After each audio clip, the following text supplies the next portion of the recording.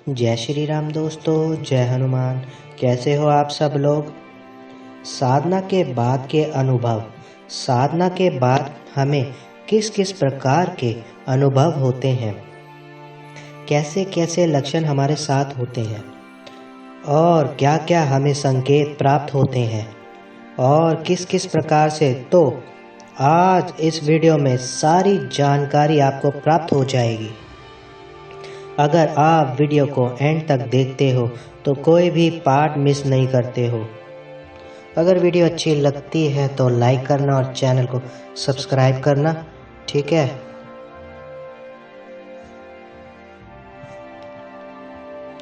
हम जब साधना करते हैं अपने इष्ट को, अपने आराध्य को अपनाने के लिए, ठीक है, पूर्ण रूप से प्रयास करते हैं। जब हमारी भक्ति एक शेष लेवल पे पहुंच जाती है, एक ऐसे लेवल पे पहुंच जाती है, तो उस दौरान हमारी साधना में एक कृपा उत्पन्न होती है। तो वही कृपा हमें सिद्धि दिलाती है, क्योंकि साधना, मान लो सद सद सद तप तप के ही जो व्यक्ति तपता है, कहते हैं ना कि स्वर्ण होता है ना, स्वर्ण को जितना भी आप तपाओ वो उतना ही निखरता जाएगा। तो जो व्यक्ति साधना में तपता है, साधना के उसको अनुभव होते हैं, अलग अलग प्रकार के अनुभव होते हैं।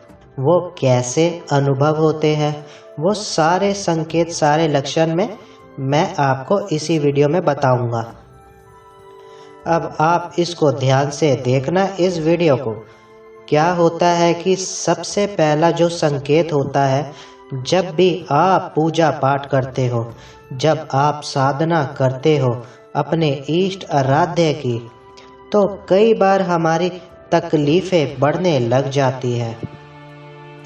तकलीफें इस प्रकार की बढ़ने लग जाती है कि जीवन में बहुत ज़्यादा एकदम कठिनाइयाँ से उत्पन्न हो रही है, और ज़्यादा ऐसे पहले नहीं थी, ऐसे आपके साथ पहले नहीं थी, लेकिन अब कुछ ज़्यादा ही हो रही है।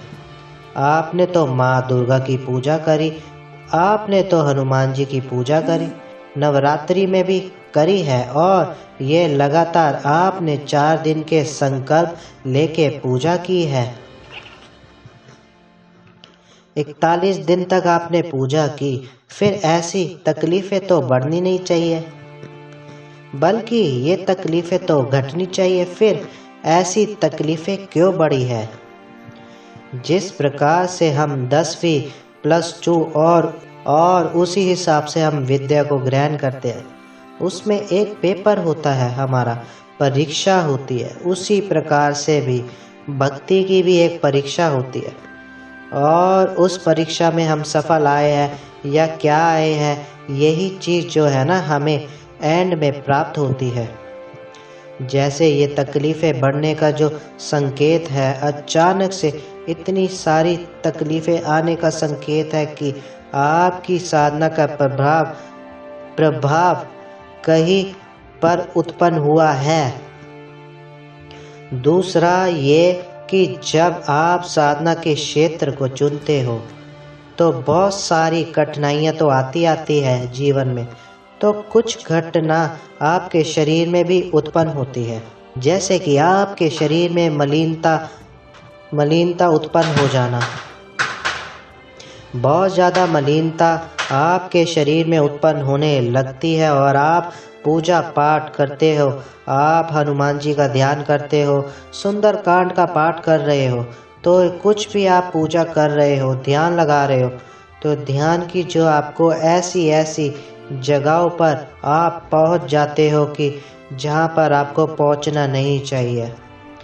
कुछ मलिनता आपके दिमाग में चली जाती है, और आपको जो है अश्लील जो है ना चीज़ें दिखाई देने लग जाती है, और ऐसी गलत प्रकार की चीज़ें, आपके ख्यालात आपके मन में उत्पन्न होने लग जाते हैं। ऐसा क्यों होता है, ये चीज़ें क्यों होती है, किन कारणों से होती है। जब मंत्र की प्रक्रिया हम करते हैं, मान लीजिए हमने श्री हरि विष्णु का मंत्र का जाप कर रहे हैं, ओम नमो भगवते वासुदेवाय नमः। अब ये मंत्र जो है अंदर से, अंतर मन से काम करता है।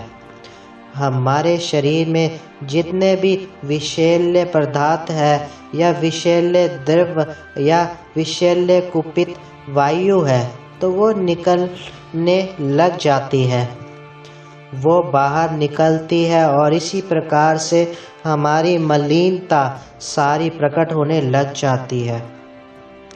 और जब हमारी इस प्रकार के ख्याल आना जो है होते हैं ना, ख्याल आना हो जाते हैं,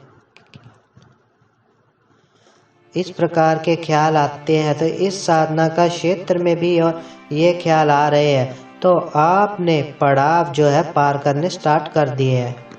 अब आपको सफलता की सीढ़ी से कोई भी रोक नहीं पाएगा। इसके बाद अगर आप अभी स्थिरता बनाकर चल पड़े हो, तो अब तीसरा क्या होता है, बैठे बैठे आप पूजा कर रहे हो, आप ध्यान लगा रहे हो, ध्यान लगा के आपके ध्यान के अंदर एक ऐसी चेतना लग जाती है जिसका आप कभी भी सोचते नहीं है।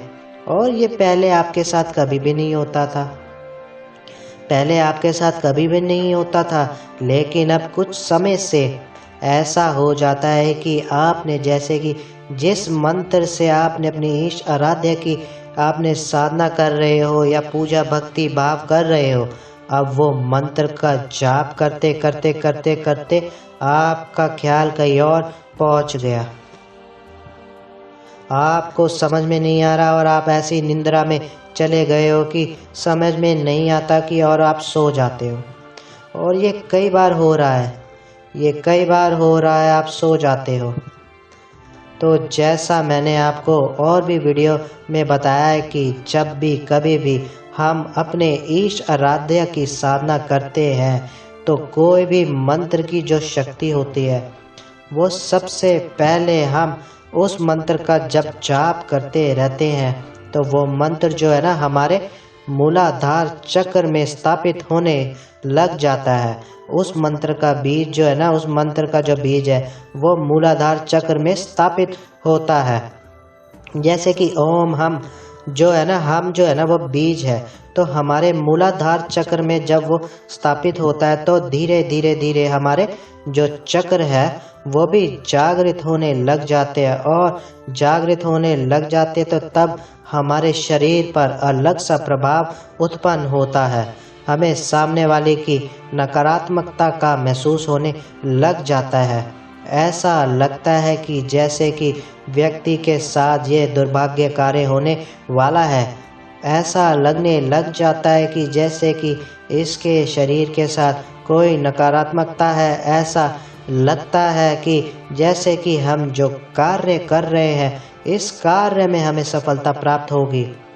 ये जो इंडिकेटर्स होते हैं ना, ये जब आपके इंडिकेटर्स जागृत होते हैं, भक्ति पूजा पाठ जो साधना की कार्य को करते हैं, उन व्यक्ति के शरीर पर ये प्रभावशाली ये इंडिकेटर है, ये उत्पन्न होते हैं, ये संकेत उन्हें प्राप्त होते हैं, ये पहले ही उन्हें महसूस होने लग जाते हैं। उनके मन में ये चीज़ें आने लग जाती है कि ये जो बात जो है ये वाक्य में हो सकती है ये बात, और ये 99% आपकी बातें सच्ची निकलती है। 99% अगर आप किसी के प्रति कुछ सोच रहे हो, तो वो चीज़ जो है ना आपके मन में जब सोच होती है ना, वो वही कल्पना में उतरने लगती है। ये जो रास्ता मैंने आपको बताया है ना, ये एक सिद्ध कृपा का रास्ता है। ये जो आपके बाद जो आपके मंत्र जो जाप किया है, साधना के बाद ये मंत्र में ऊर्जा आने लग जाती है, आपके शरीर में भी ऊर्जा आने लग गई है, आपकी इंद्रियां सिद्ध होने लग गई है, आपके चक्र जागृत होने लग गए हैं, और आपके चक्र आपका ओरा में जो है ना परतें उत्पन्न हो गई हैं। और आप इस वक्त क्या होगा, इस वक्त देखो, साधना करने के बाद, साधना का मतलब होता है कि अपने शरीर को तपाना, अपने शरीर में हर प्रकार की कंट्रोल, अपने अंदर ठहराव उत्पन्न करना। मानो कि अपने मन रूपी इंद्रियों का जो ठहराव है अपने हृदय में जो उत्पन्न करके रखना, हर चीज का त्याग की शक्ति आपके अंदर उत्पन्न हो जाना। आपके अंदर जो है बहुत सारी चीज़ों को जो पहले नहीं होती थी वो आपके अंदर अलग अलग प्रकार की मूवमेंट आपके साथ होने लगी है। जैसे पहले आप अपने क्रोध पर काबू नहीं कर पाते, लेकिन अब आपको क्रोध आता ही नहीं है। दूसरा, आप पहले भूख पर भी काबू नहीं कर पाते थे, अब जो है आपके अंदर एक ठहराव चीज उत्पन्न हो गई है। मान लो कोई गुस्सा आपको कोई अपशब्द कहते हैं तो अब आपको अपशब्द जो है ना लगते ही नहीं है, वो भी आपको फूल जैसे महसूस होने लगते हैं। तो ये क्या है? ये शरीर जो है ना बहुमूल्य बनने जा रहा है।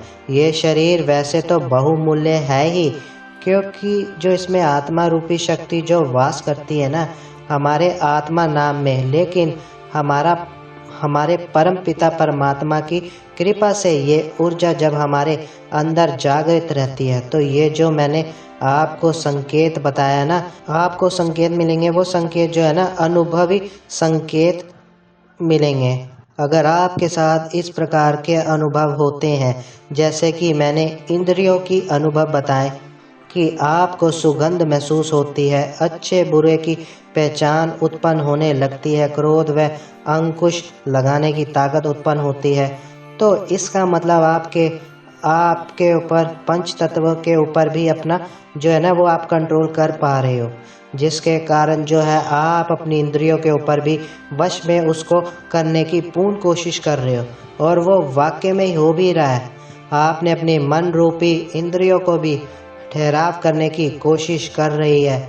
आपके शरीर के अंदर ये इंद्रियां इतनी तीव्र होती है कि इसकी गति की जो चाल है बहुत ही खतरनाक है, लेकिन इसके अंदर जो है ठहराव उत्पन्न होने लग गया है तो आपको सफलता की सीढ़ी पे आप चढ़ चुके हो।